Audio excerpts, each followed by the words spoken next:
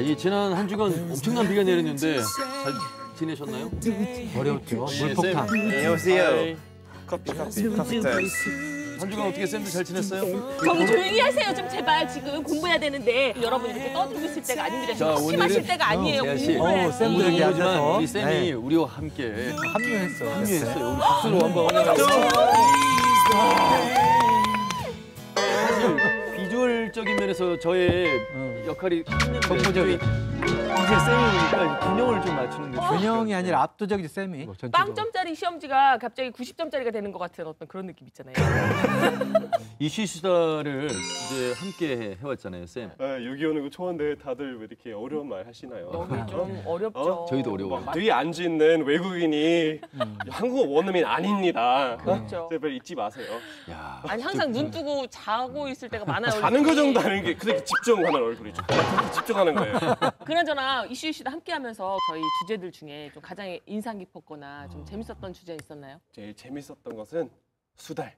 수달이요? 네, 수달 그런 영상은 되게 귀여웠고 지영쌤 그 분장하는 것은 진짜 죽을 때까지 잊을 수 없는 것입니다. 제일 충격받은 것은 그거 파트잖아요. 아파트. 보석 나는 보석 피는 거. 맞아요. 슈퍼마리오 파트. 근데 연속 보도가 됐잖아요. 사실 충격이었고 저희도 전해드리면서 근데 샤크였죠. 많은 변화가 일어났어요. 체인지했죠. 이게 우리 이슈이스타의 어떤 그 보람이랄까요? 그렇죠. 당연히 뭐 해야 될 일을 했습니다만 어떤 변화가 일어나냐면 아파트의 부실 문제를 다룰 만한 업체가 없었는데 믿을 만한 업체가 주민들과 함께 하고 있다는 겁니다. 우와! 하자 보수를 시작하고 Good news, good news. Very good news. Very good news. 그래서 아마 이런 말이 있잖아요. 한 사람이 10걸음보다 10사람의 한 걸음이 더 크다. 함께 했기 때문에 이게 가능한 일이었다라는 생각이 듭니다. 그래서 제가 이 자리를 빌어서 우리 세아 씨와 지용 쌤께 또 쌤께 감사하다는 주인공의 자세로 말씀을 좀. 주인공의 자세는 뭐예요? 쌤 이제 제자리로 돌아가야 되는데. 쌤 가지 마. 먼저 가기 가지 싫은데요? 마요. 계속 같이 앉아서 하는 거 아니었어? 쌤이 사실은 개그를 되게 좋아하고 몸 개그도 잘하거든요. 진짜. 그래서 기왕 들어가는 거 쌤 개인기로 들어가면 안 돼요? 부산행의 좀비. 부산행의 좀비? 네.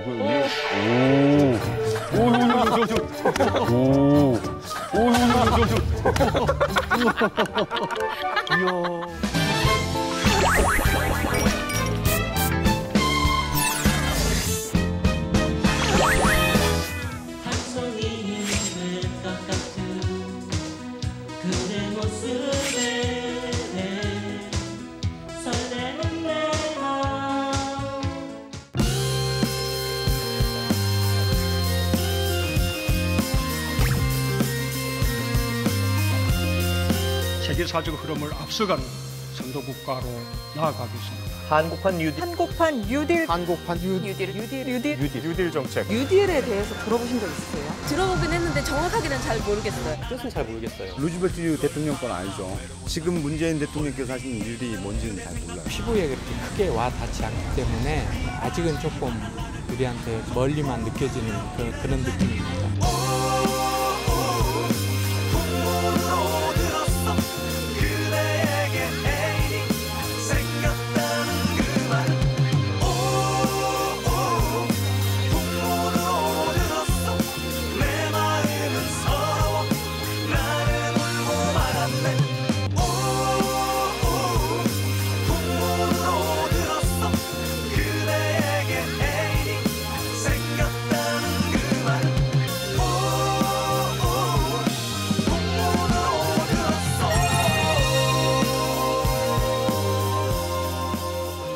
한국판 뉴딜. 사실 궁금하기도 하고 기대가 되기도 하고. 요즘에는 사실 뉴딜이라는 단어보다 핫딜이라는 단어를 더 많이 듣는 시대잖아요. 핫딜? 이제 인터넷 쇼핑 안 해보셨어요? 항상 이렇게 특매, 특가, 핫딜 상품 이런 거 항상 뜨거든요. 말만 들어도 핫하네. 핫하죠. 우리 지용 쌤이 한번 정리를 해서 잘 쉽게 좀 설명해 줘. 우리 쌤이 좀 알아들 수 있도록. 그러니까 이제 1929년이 대공황이라고 하잖아요. 존 스타인백의 소설 있어요. 분노의 포도 아시죠? 영화로도 나왔는데 네. 거기 보면 과잉 생산돼서 안 팔리는 네. 오렌지들을 썩어 가죠. 석유 뿌려가지고 농장주들이 막 지르고. 불태우고 네. 땅에 묻어 썩히고 예. 하는데 아이들이 주워 먹으면 채찍으로 때리고 그걸 공짜로 누가 먹으면 안 되니까 이게 네. 자본주의의 가장 큰 병폐를 드러낸 거였는데 미국에서 시작된 대공황이 이제 전 세계적으로 10년을 갔어요. 30년대 말까지. 실업자가 1,300만 명, GDP가 절반 수준으로 떨어지고 그래서 이제 1932년에 루즈벨트 대통령이 민주당 대통령 후보로 나서면서 공약한 게 이제 뉴딜 정책이죠. 급격히 산업화가 되고 미국 사회가 그러면 미국 농촌이 붕괴했었어요. 네네. 그래서 이제 댐을 통해서 물 관리를 해서 미국 농촌을 살리기도 하고 일자리도 만들고 그런 게 이제 호버댐 건설이었고 또 하나 중요한 것은 복지예요. 이제 노동인권의 보장, 맞아요. 장시간 저임금 노동을 규제하고 일자리를 국가가 재정을 통해서 만들어내고 큰 틀에서 보자면 사람을 살리는 일이었거든요. 그래서 3R 정책을 또 내세웁니다. 3개 R인데 릴리프, 구제하는 거예요. 발음 괜찮아요. 그리고 리커버리, 오, 더 좋았어. 이건 경제 회복, 그러니까 부흥이에요. 그리고 마지막 하나는 리폼, 개혁하자. 다시 이러한 경제 대공황이 재발하는 것을 막자. 그렇게 해서 결국은 오랜 시간이 걸렸지만 1930년대 대공황을 극복해낸 거죠.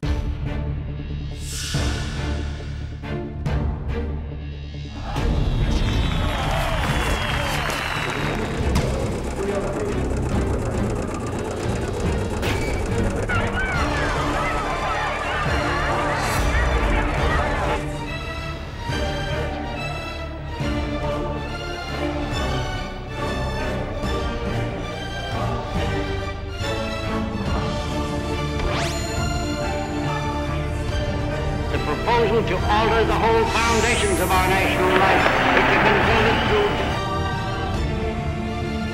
취업하지 못한 청년이 160만 명을 넘어섰습니다. 2분기 성장률이 마이너스 3.3%로 1998년 IMF 외환위기 때 이후 가장 안 좋은 분기 성적표입니다.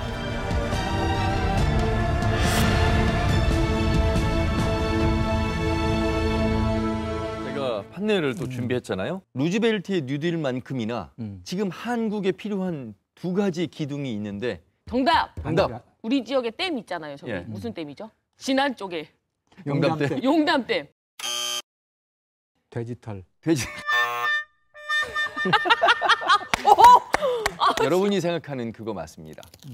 띠로리. 디지털 뉴딜. 디지털. 그린 뉴딜이 되겠습니다. 그린 뉴딜. 야. 아 디지털이었으면 참 많이 웃을 뻔했는데.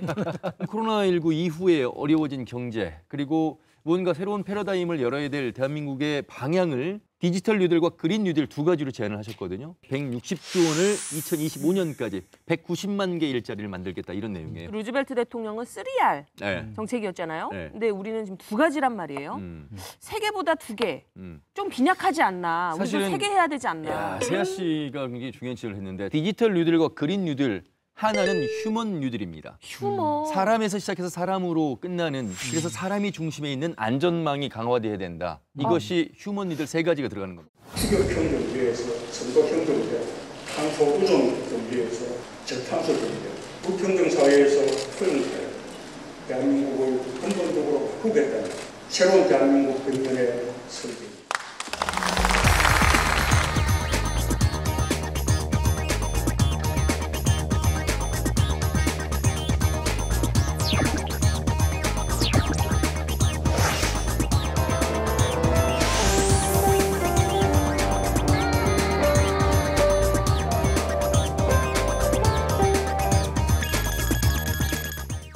디지털 뉴딜에 대해서부터 좀 하나하나 살펴봐야 될 텐데 DNA 들어보셨어요? DNA 진짜 유명하죠. DNA. 오, 아시는구나.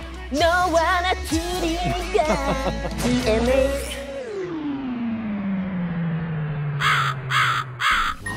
해주년 날에 DNA라는 것을 모르시다니.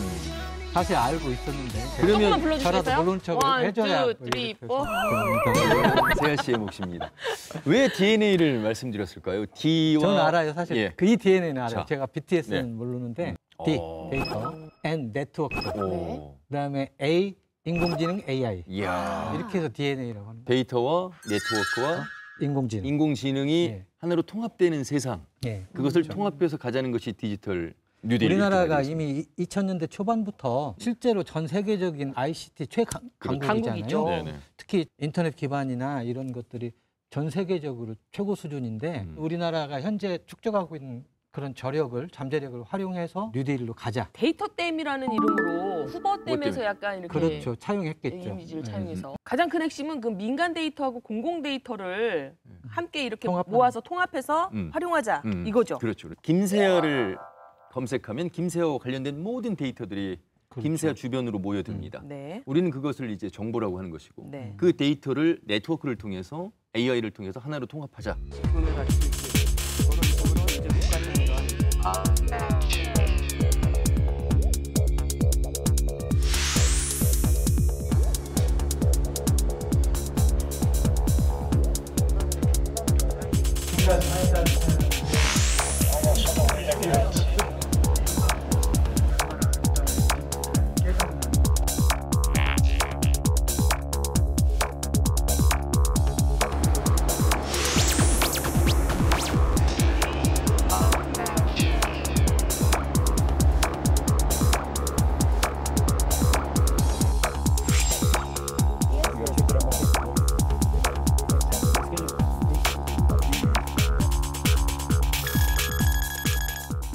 그린 뉴딜은 뭐 쉽게 좀 저희가 이해하기에 좀 편할 것 같습니다. 디지털에 비해서는. 그린 뭔가 녹색 환경, 녹색 에너지. 지금까지 온 화석 연료에서 새로운 재생 에너지, 신재생 에너지로 가자. 사실은 이 그린 뉴딜이라는 개념이 이번에 문재인 정부가 가지고 온 개념이 아니고 이미 2008년부터 전 세계적으로 유엔 환경계획에서도 그린 뉴딜이라는 이 의제를 제안을 했어요. 친환경적이고 지속 가능한 사회를 만들자. 우리 경제, 산업, 사회 전 분야를 그런 패러다임을 바꾸자.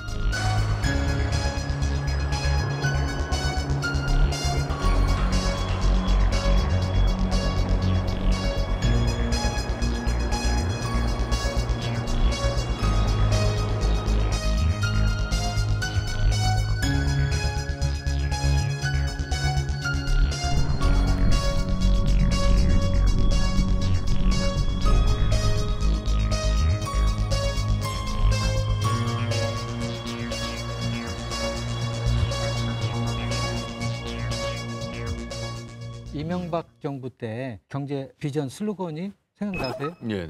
녹색성장. 그렇죠. 107조 원을 투자를 했잖아요. 네. 근데 거꾸로 한 거죠. 이명박 정부는 이 그린 뉴딜을 우리말로 녹색성장 이렇게 만든 것까지 좋았는데 내용은 완전히 거꾸로였죠. 그러니까 그렇죠. 원자력 발전소를 막 짓고 자연을 원자력 발전소를 수출하고 그리고 4대강을 막아가지고 환경 재앙이 됐잖아요.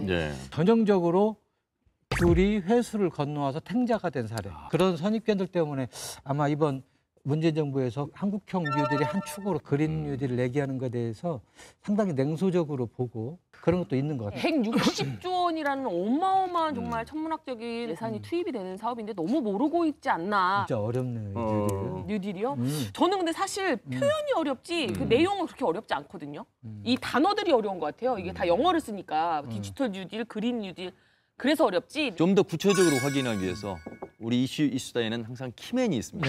그 키맨을 통해서 좀 더 쉽고 알기 편하게 말씀을 들어봐야 될 것 같습니다. 키맨 나와주세요. 도와주세요.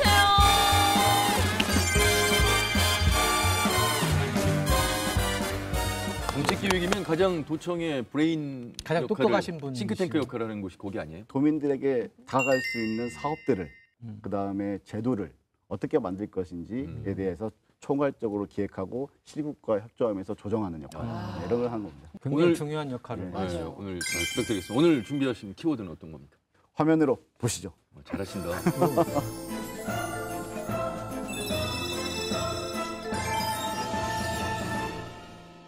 사실 저는 개인적으로 전북형 뉴딜 그림이 그려지지 않습니다.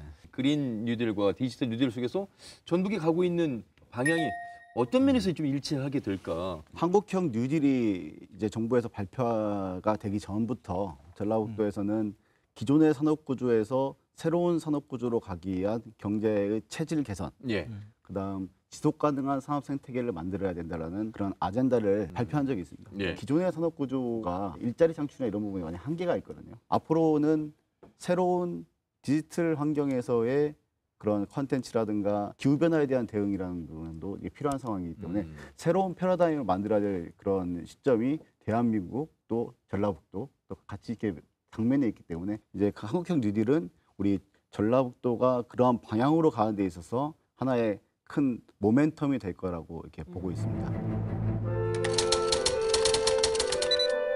그런 역할을 할 수 있을 환경이 될까요? 일단 가야 되냐 안 가야 되냐 선택의 문제가 아니라 앞으로 가야 됩니다. 네. 네. 물론 그 인프라로 보면은 IT 기업들의 한 74%가 수도권에 있고 네. 그다음 우리 호남권은 한 4%밖에 없어요. 너무 인프라가 부족하죠. 부족한 인프라 속에서 디지털 뉴딜로 가야 된다고 봤을 때는 이번 기회를 통해서 부족한 인프라들을 확충하고 그런 컨텐츠 인력들을 길러가는 거 이런 것들이 이 시점에 꼭 필요한 부분이라고 보고 그런 것들 잘 만들어 간다고 하면 전라북도에 큰 도움이 될 거라고. 디지털 뉴딜 영역에 있어서는 아직 전라북도가 특별한 경쟁력이나 잠재력을 가지고 있는 상태는 아닌 거네요. 그럼 디지털 뉴딜 같은 경우는 딱 봤을 때 전라북도가 디지털 뉴딜을 해. 그렇죠. 그렇지만 전라북도도 농생명이라는 그 자원과 디지털의 빅데이터가 결합이 된다고 하면 농생명의 데이터를 생산하고 유통하고 소비하고 하는 것들이 쌓이면 농생명 빅데이터 센터라는 게 만들어지고 플랫폼이 만들어지는 거거든요.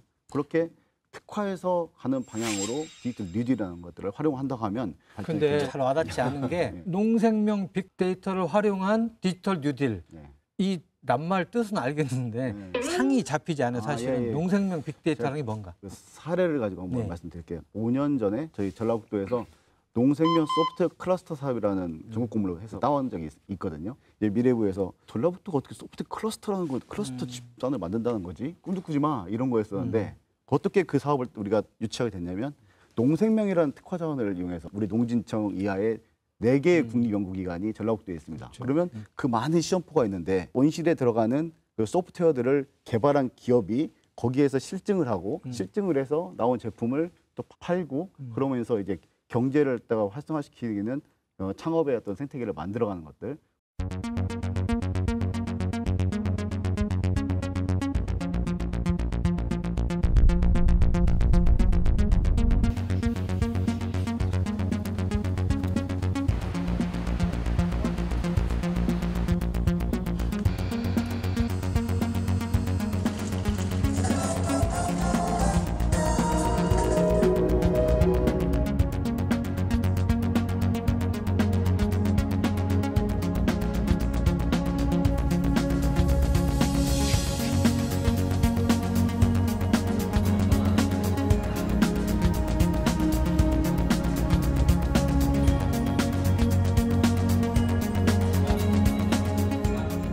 앞으로 자동차 산업 일자리가 줄어듭니다. 재생에너지 반면에 계속해서 일자리가 많이 창출됩니다. 아시겠지만 대부분의 사업들이 지역에서 추진해야 되는 사업들입니다. 농어촌의 디지털과 네트워크가 AI가 결합이 된 스마트 빌리지 이런 사업들을 전국이 좀 주도하면 어떨까?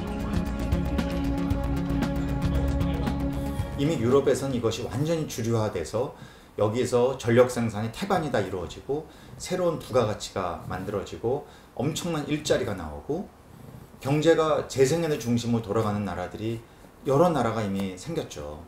한국도 그 길을 가야 된다. 왜냐하면 우리나라는 대부분의 화석연료를 95%를 수입하는 나라입니다. 이제 좀 더 독립적인 에너지원을 갖기 위한 노력을 해야 되고 그것을 선도할 수 있는 지역이 저는 전북도다. 근데 사실 이 신재생 에너지 같은 경우에 자연 친화적이라서 좋기는 한데 너무 자연 의존적이잖아요. 다른 시도가 같지 않은 것 중에 가장 지금 우리에게 자원이 되는 게 새만금입니다. 새만금이 400제곱킬로미터. 서울 면적의 3분의 2 정도 되잖아요. 그 땅에 도시를 지금 만들고 있는 거 아닙니까? 그러면 이제 그 도시를 개발할 때 그럼 어떤 도시를 만들 거냐에 대한 빈 땅이잖아요. 빈 땅이죠. 그리고 싶은 대로 그릴 수 있거든요. 대통령님이 18년 10월 달에 오셔가지고도 새만금이 전라북도가 이 재생에너지의 중심이 될 것이다라고 비전 선포식을 했습니다.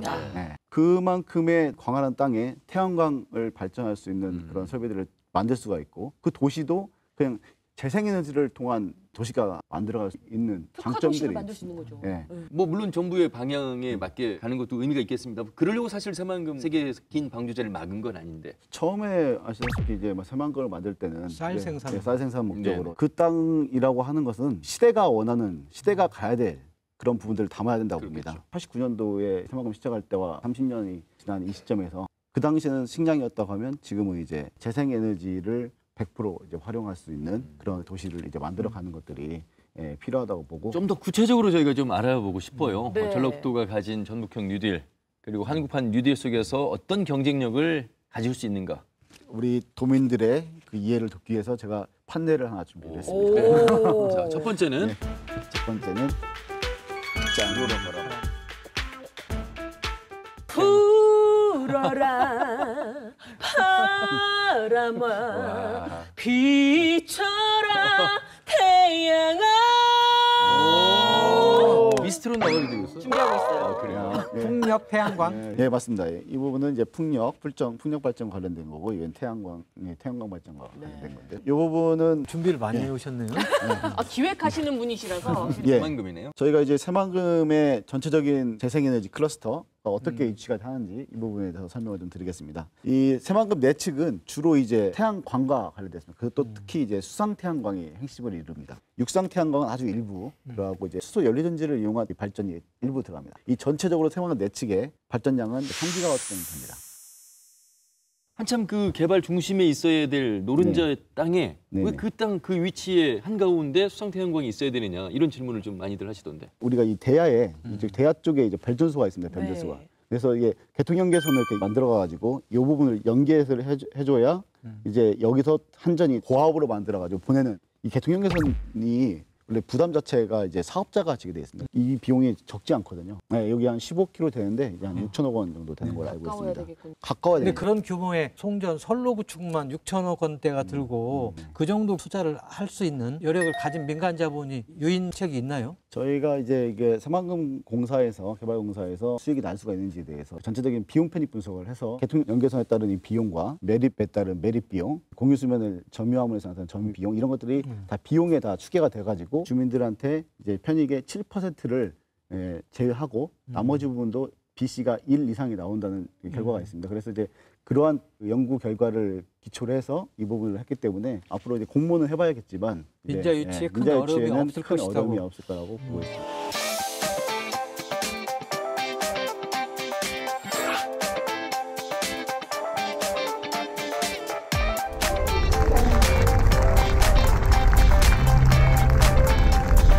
전북 서남권 해상풍력단지에서 시작된 상생도약의 바람이 한반도를 둘러싼 바다 곳곳으로 퍼져나가기를 기대합니다. 새만금 외측으로 보면 이번에 대통령님께서 오신 서남해안권 해상풍력단지 2.4기가와트, 추후로 이제 군산권 해상풍력이 1.4기가와트 만들어지고 현재 이제 실질난제로 0.1기가와트짜리가 있습니다.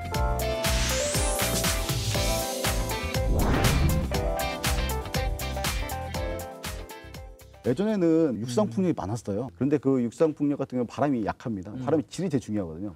강하면서도 계속 지속적으로 불어줘야 돼요. 네. 그래서 이 서남해안 해상풍력이 주목을 받는 겁니다. 왜요? 지금 현재 우리는 2.4기가를 하기 전에 60여자 실증단지를 지금 구성을 지금 만들어놨거든요. 거기에 지금 이번에 대통령이 오신 겁니다. 그 실증을 함으로써 바람이 지속적으로 잘 불어오는지에 대해서 테스트를 한 다음에 시범단지로서 0.4기가를 만들고 그 다음에 실질적으로는 나중에 2기가를 만드는 과정을 거치게 됩니다. 그렇기 때문에 이 지역이 그렇게 좋은 입지를 가지고 있기 때문에 이제 해상풍력으로. 근데 여기서 전 송곳 같은 질문을 좀 드리고 싶습니다. 자연 친화적인 신재생 에너지 참 좋은데 이 신재생 에너지 시설이 오히려 좀 자연을 해치는 경우가 있어요. 예를 들면 풍력 발전소도 강원도 쪽에 지금 하고 있는 맞습니다. 것들이 소음 문제가 엄청 심각하고요. 저주파소. 네, 그리고 순천의 한 마을도 이 태양광 시설이 들어서면서 토사가 흘러내리고 평균 온도가 올라가면서 환경이 변하니까 농산물 이제 질이 떨어지는 거예요. 그래서 그 만약에 시설이 들어왔을 경우에 그 일대에 살고 계시는 주민분들에게 피해가 없는지 이런 부분도 고려가 돼야 될 것 같거든요. 여기는 아직 사람이 안 살기 때문에 이제 그러니까 이제 이렇게 할 수가 있는 시설을 할 수가 있는 건데 우리 이번에 서남해안가 해상 풍력단지 네.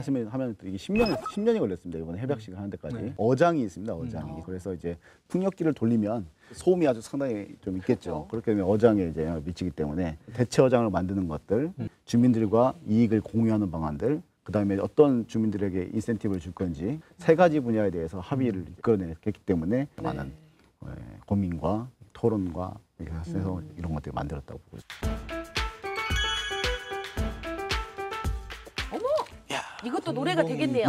붕붕붕 아주 작은 자동차 수소 바로 나오네. 자동차가 나간다. 전기차도 나간다. 아니 정책기획관에 사람 필요하면 우리 세아 씨 같이 일하셔도 되겠어요. 이해가 쏙쏙 되잖아요. 네. 우리 정책을 설명할 때 어떻게 하면 도민들에게 재미있고 쉽게 설명할까 그게 고민이거든요. 스카우트 필요합니다.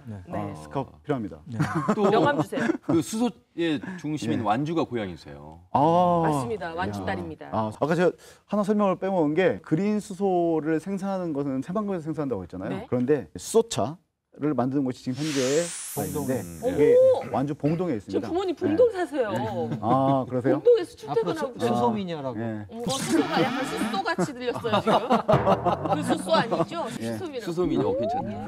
수소 같은 여자. 수소가 중요한 수수 얘기를 하고 있습니다. 완주 쪽에 그래서 이제 현대 상용차가 수소 버스를 생산할 계획입니다. 수소 모빌리티라고 하거든요. 수소 이동수단들, 이동수단과 관련된 여러 가지 부품이라든가 장비라든가 수소 연료전이라든가 이런 것들을 만드는 단지를 완주 쪽에 수소 특화 이제 산단을 이제 조성할 계획도 세우고 있습니다. 그런 부분들이 만들어진다고 하면 전주 완주 지역의 새로운 일자리들 만드는 데 큰 도움이 될 걸로 보고 있습니다. 근데 이제 기존의 내연기관 자동차를 대체하게 될 미래 자동차가 크게 두 흐름이 있는데 전 세계적인 큰 흐름은 지금 전기 자동차로 가닥이 잡히고 있잖아요. 수소 자동차 메리트가 그 수소는 전기보다도 더 힘을 가지고 있고 그만큼 이제 충전이라든가 이런 것들이 빠르고 또 많은 수소를 다 탱크에 넣을 수가 있기 때문에 경쟁력을 가질 수 있다는 거고. 멀리 봤을 때는 진짜 좋은 사업인 것 같긴 해요. 서울시 안에서도 2035년부터는 도심 안에서는 이제 수소 전기 차량만 운행하도록 시행한다고 합니다. 그러면 계속 앞으로는 전기 수소 차량을 굉장히 많이 구매하시려고 할 거란 말이죠. 수많은 지자체가 전기차, 수소차 하고 싶어 하잖아요. 경쟁력은 어떻습니까? 지금? 우리 도 같은 경우는 이제 중소 중견기업들이 중심돼서 이제 하고 있기 때문에 전기 버스라든가 이제 특화시키는 거죠. 소형 스쿠터라든가 골프차, 골프 카트라든가 이렇게 특화를 시켜서 가기 때문에 중소 중견기업들도 경쟁력이 있을 수 있다고 보고 이제 전기차에 대한 부분을 한번 말씀드리고 싶어요. GM이 무너진 지가 이제 2018년 7월. 그래서 그거에 대한 대체 투자를 하기 위해서 많이 노력했고 그래서 이제 명신이 이 GM 공장을 샀습니다. 명신이라는 기업은 이제 전기차를 만드는 회사인데 또 이제 전기 버스를 만드는 에디슨 모터스, 그다음에 MPS, 그다음에 대창이라고 하는 초소형 전기차를 만드는 전기차를 중심으로 한 그러한 클러스터를 만듦으로써 지속 가능한 일자리를 만드는 것, 디지털 뉴딜이나 그린 뉴딜의 하나의 방식이라고 볼 수 있습니다. 미국의 테슬라 같은 경우에는 전기 자동차를 만들어서 지금 대박을 쳤잖아요. 근데 솔라시티라는 그 에너지 생산 회사를 만들어서 그 전기 충전소를 아주 촘촘하게 이렇게 만들고 있습니다. 사실 전기 자동차 이 충전하는 장소가 마땅치가 않아서 굉장히 좀 곤란을 겪는 경우가 많거든요. 테슬라가 옐로스톤에 돌아다녀요. 그런 서부 지역의 지형이 안 좋은 데까지 충전소들을 촘촘히 이렇게 해놨습니다. 우리나라에서도 이제 전기차를 생산하는 것만 중요한 게 아니라 충전 인프라를 인프라를 구축하고 하면서 그런 수요를 창출할 수 있도록 만드는 그런 기반 시설 확대 이 부분이 되게 중요하다 보고 저희도 이제 그런 부분에 대해서는 더욱더 적극적으로 좀 차 이야기 나오니까 두 분이 차 바꿀 때가 됐거든요. 초록불이 켜졌습니다. 세 번째가 바로 이 산림 자원들을 활용한 새로운 생태계를 만드는 거. 이게 지금 세 번째가 되겠습니다. 물론 서쪽에 뭐 새만금 있고 군산, 익산, 전주, 완주 이렇게 하겠지만 이 동부권 쪽에는 많은 또 산림 자원들이 있습니다. 그 산림 자원들을 관광으로만 쓰이는 게 아니라 농촌형 에너지 자립 마을을 조성하고 이런 것들이 지금 이제 제한이 되고 있거든요. 그런 부분들을 저희가 이제 동부권 쪽에 있는 시군들과 좀 그다음에 전문가들과 좀 만들어가면 소외되지 동부권도 같이 함께 만들어가는 메가 프로젝트가 또 만들어질 수 있습니다.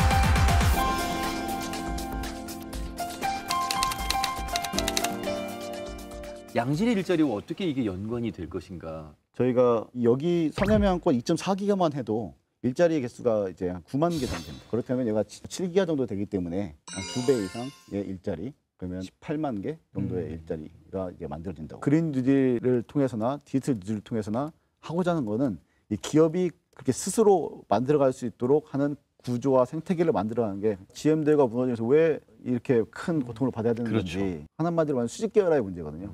이게 하나의 대기업이 무너져서 협력업체들 이런 것들이 한꺼번에 무너지면서 지역 경제가 공동화되는 현상. 그래서 그러면은 수직 계열화의 문제를 어떻게 해결할 거냐 해서 이제 수평적 계열화를 이야기를 합니다. 중소 중견기업들이 수평적으로 협력해서 완성차 업체나 협력업체가 수직적 관계가 아니라 수평적 관계로서 같이 공동 협력하는 방법. 노 측에서는 안정적인 일자리 환경을 만들고, 그다음에 사 측에서는 이제 적정 임금들을 보장해주고, 지자체에서는 복지 구조를 만들어주면서 안정적이면서 지속 가능한 일자리들을 만드는 것들을 이제 군산에서 시작을 했습니다. 어찌 보면 한 기업에 의존해서 일자리를 만들었다면 지역이 함께, 행정이 함께 가야 되는 구조. 이것이 아마 전북형 뉴딜의 핵심이 아닐까 싶거든요. 저는 이제 또 하나 걱정되는 부분이 뉴딜 정책이 다음 정권이 되어서도 좀 계속 지속적으로 가능할 것인지. 이건 우리 전라북도의 방향과 맥이 맞는 정책이라고 말씀드리는 게, 정권에서 좀 하기 때문에 그냥 하는 정책이 아닙니다. 전라북도는 생태 문명으로의 전환이라고 하는 하나의 큰 테마 속에서 한국형 뉴딜이라는 마중물을 삼아서 모멘텀을 만드는 기회라고 보고요. 전라북도가 청정 자원들을 이용한 지역 경제를 활성화시키는 부분, 이건 지속적으로 전라북도가 가야 될 방향이라고 보고 있습니다. 전북형 뉴딜이 최종적으로 성공하기 위해서는 어떤 과제가 있을까요? 어느 누구도 소외받지 않는 이런 정책이 될 수 있도록 그런 다양한 목소리들을 사업화할 수 있도록 하는 것들, 도민들과 함께 뉴딜, 왜 전라북도가 이 전북형 뉴딜이라는 것들을 해야 되는 건지에 대해서 공감대를 형성하고 왜 우리가 패러다임 전환을 해야 되지? 라고 했을 때 그래 우리가 동참을 해야 되는구나. 대학도 같이 해야 되고 우리 도와 시, 군도 같이 해야 되고 우리 도내 전문가, 활동가님들 이런 부분들이 같이 만들어질 때 전북형 뉴딜 성공의 가능성은 더 높다고 보고 있습니다. 전북형 뉴딜 설명 잘해 주셔서 많이 이해됐고요. 조금 제 바람 하나 덧붙이자면 정부에서 향후 몇 년간 160조를 가지고 한다니까 이 기회에 우리 전라북도도 돈을 많이 끌어와서 새만금에 뭘 하자. 요 차원을 넘어서서 한국형 뉴딜, 지금 디지털 뉴딜하고 그린 뉴딜 두 축으로 하지만 또 하나 그 바탕을 이루는 것은 사회안전망, 포용국가의 비전도 있거든요. 그러니까 우리 사회적 약자들이나 소외되는 사람이 없이 모두 함께를 껴안고 가는 포용국가. 우리 전북 지역부터 사회 전체를 좀 건강하게 발전하고 공존, 공생하는 그런 사회 패러다임을 만들어가는 문제로 좀 지평을 넓혀서 보면 좋겠다. 그 중요한 말씀이시고요. 거기 홍보가 필요하시면 우리 김수희 씨. 저를 좀 고용해 주시면 제가 일단 이 영어로 되어 있는 이런 용어들을 일단 순우리말로 다 바꿔서 진짜 이해하기 쉽게 할 수 있습니다. 자, 마지막 보내는 말씀, 수소 여자로서 한 말씀. 수소 미녀. 수소 미녀. 수소 같은 여자 김수희입니다. 저를 채용해 주시면 이런 어려운 영어 따위 안 쓰도록 고쳐버리겠습니다. 전북형 뉴딜 속에서 전북형 뉴딜 기대가 되고 잘 되길 좀 바라겠습니다. 말씀 잘 들었습니다. 고맙습니다. 감사합니다.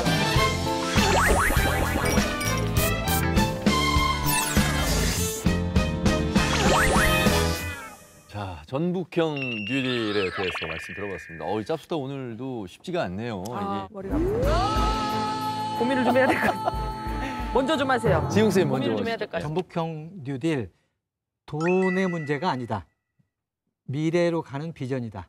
오! 전북형 뉴딜은 삭수리다. 삭수리. 요즘에 싹수리가 되시잖아요. 근데 삭수리다. 미래 세상으로 가기 위한, 그 선두에 서기 위한 수리 단계다. 삭수리한 단계다. 다 고친다. 박수 안 나옵니까? 이런 강요된 박수. 전북형 뉴딜은 KBS다. 여기서 맞는 티가 너무 많이 납니다. 방송을 통해서 굉장히 많은 홍보를 해야 될 것 같아요. 그리고 도민들이 함께하고 있어야 되고, 아까 그 일자리 부분도 일자리 숫자가 중요한 것이 아니라 그만한 일자리를 차지할 만한 이 인적 구성을 우리가 어떻게 준비하느냐. 그런 면에서 방송의 역할이 중요하다. 그래서 전북형 뉴딜은 KBS. 자, 수다왕을 뽑도록 하겠습니다. 자, 오늘의 수다왕은 누굽니까? 세아 씨. 언제부턴가 이 수영 그런 그러니까 상품이 상이 없으니까 없잖아요. 좀 다들 의욕들이 없는 것 같아요. 보고서 영해지기잖아요. 저는 좀 예상했어요 오늘. 연속 이관왕. 연속 이관왕. 오늘 굉장히 좀 이렇게 스마트하게 질문들을 네. 잘하셔가지고. 부럽지 않은 이관왕. 네. 오늘도 왕관의 주인공이. 긴 왕관만. 이 왕관도 무려 금도 아니고. 금도 아니고. 보급. 어쨌든 네. 축하드립니다. 자, 수다 꼴찌도 그리 뭐 두렵지 않은. 아 오늘 수다 꼴찌는 안 되겠지. 자, 오늘의 꼴정은 누굽니까? 전복형 니들 일단 KBS1 난 맞지? 아님. 저일 것 삭수리다 삭수리. 저일 것 같아. 전복형 니들은 KBS다. 거기서 꽝이었어. 야, 전 예상했습니다. 예. 사실 뭐 많이 알고 있는 것과 근데 우리 제작진이 수다왕 그 보상을 안 주잖아요. 네. 그러면서 수다 꼴찌의 벌칙도 약해졌잖아. 네. 그러니까 이 정도 메리트라도 있어야 될 것 같아. 수다왕이 수다 꼴찌 100대 때리기.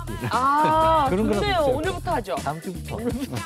오늘부터 시행령은 내가 너무 오늘 하멘코님이 배신가 싶을 정도로 좀 오늘 좀 존재감이 근데 없지 않았나.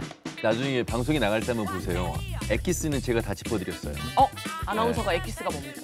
아니, 진액, 그러니까 핵심. 진액이라고 핵심. 예, 핵심은 제가 다 짚어드렸어요. 거기서부터 안 된 것 같은데 엑기스. 그렇지.